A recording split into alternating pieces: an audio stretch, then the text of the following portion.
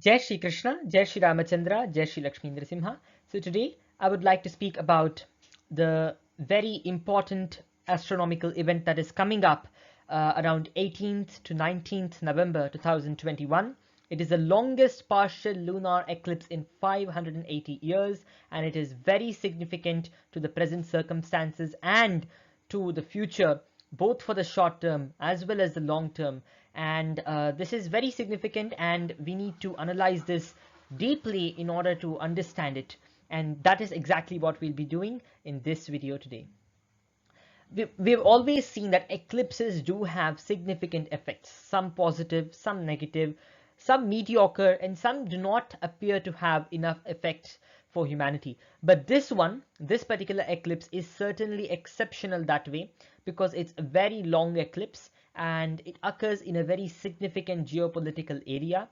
And not only that, this eclipse is also occurring in the sign of Taurus. And let's explore what is going to happen because of this particular eclipse. The details, of course, are here, and you can see which particular areas around the globe can witness the eclipse, and where it is entirely visible, where it is partially visible. And the map, which is resourced from timeanddate.com, clearly displays which location is able to see the eclipse entirely. And for viewers who want to know it particularly for their location, please head to timeanddate.com, enter your location, and you will get the exact time when the eclipse begins for you.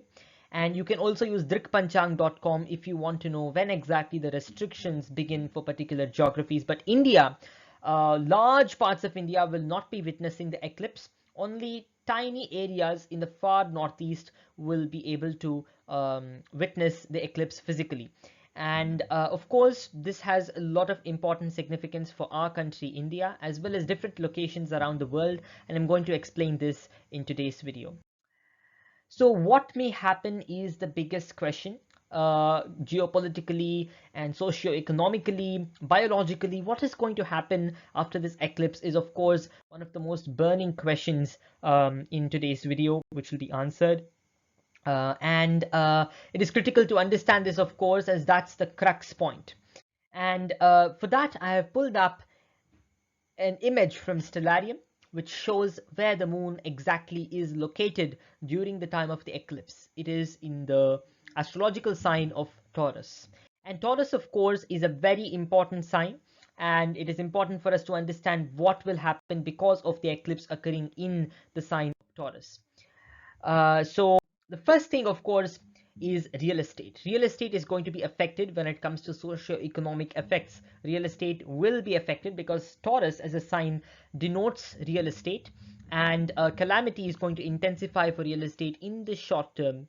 And that does not mean that it is a very serious negative effect. Instead, it means that the industry needs to rethink and reinvent completely. So the industry, the entire real estate industry, cannot continue the way it is continuing. If it does so, and if certain firms and companies stick to the traditional protocols of real estate, I'm sure that the real estate industry or that particular company will be affected a lot.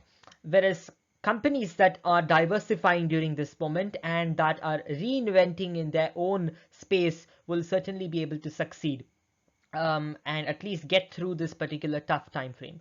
Real estate is again in the calamity radar as per this present eclipse that is coming into picture, and it is going to intensify in the short term as well as the long term. When I say short term, I mean the next 2 to 3 months, and when I say long term, I mean the next 2 years, or at least the next 1 year. We have to be really prepared for a major effect when it comes to real estate. And this eclipse is also showing us some initial signs. And global geopolitics are going to be affected. The issues between India and China may intensify as the eclipse has an effect particular to the region. And this eclipse also, is going to affect several industries from real estate to livestock also. So I would recommend being kind to animals and avoiding harm to animals, especially because this eclipse is going on in the astrological sign of Taurus. I'm sure that this particular eclipse is going to create a lot of issues for livestock particularly. and it will affect the health of animals too. And the effects are more long term than short term, and especially for real estate. US and China relations are also likely to be affected, particularly around next year, between March and April 2022, we are likely to see a lot of effects to the geopolitical situation of the world. And I'm also sure about one more thing, that is, it is an auspicious sign for the Indian economy in the long term. However, because of because of a very powerful situation of planets coming in the short term, the Indian economy also is going to be affected. But in the long term, this is an auspicious sign for the Indian economy, and there is a very powerful indication of an increase in rainfall, further causing flooding, and this is also going to be evident till April 2022, as already mentioned in my previous videos. And how does it affect individuals is another big question. And individuals, of course, are also affected just like the world is affected. And I also will begin a series of videos regarding individual astrology. But for now, let's understand what this particular eclipse has in store for individuals. And as I already mentioned, this eclipse will be occurring in the astrological sign of Taurus or Vrishabha Rashi, and Scorpio will have the opposite effect. Both of these signs are going to be affected negatively if prayers are not made and if meditation is not performed.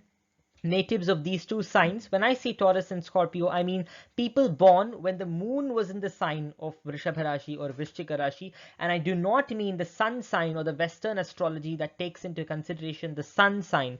I'm talking about the moon sign, or to be more explicit, people born when the moon is within the sign of Taurus or Scorpio. So these particular people need to be cautious and need to perform certain remedies. And the remedy, of course, for this particular time frame is to meditate. Meditation is particularly powerful, and they can even turn this situation into a very auspicious situation and a great opportunity to evolve spiritually if they spend their time in meditation and listening to mantras of Lord Shiva and Lord Mahavishnu.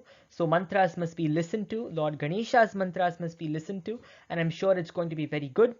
And mantras of Lord Krishna are very special during the eclipse, so that's another plus point. The eclipse provides a lot of auspicious opportunities for people who are enthusiasts of meditation, and they can certainly make use of this time.